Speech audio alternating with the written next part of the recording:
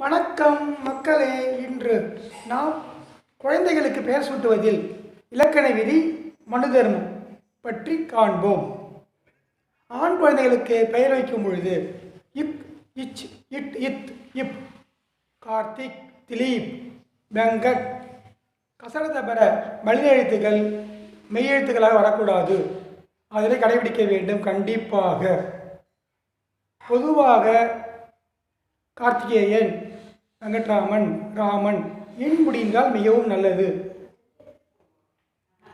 இப்போ பெருந்தலைவர் கலைஞர், காமராஜர் இருக்கிறார், இல் இர் அந்த மாதிரி வருகிறது. அது வேறு கதை, அது வேறு விசேஷ விதி. அது காமராஜர். பொதுவாக உயிரெழுத்துக்கள் வீட்டில் இருந்தால் விசேஷமாக இருக்கும்.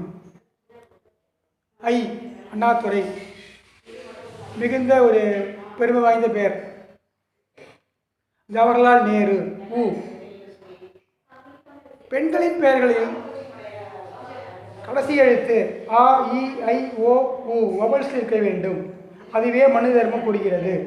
ஏ, இ, ஐ, ஓ, யு வவல்ஸ். ஏ, அ, ஆ, அவ் நிலம்.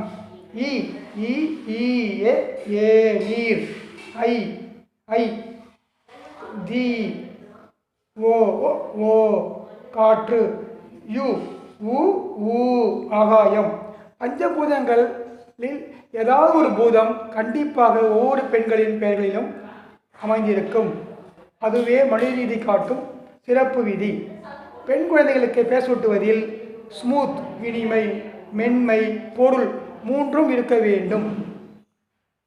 கண்டிப்பாக இருக்க வேண்டும். யாழ் இனி, இனி யாழ். யாம் இனி, யாம் இனி. சுகன் யார், யான் இங்கு சுகமே.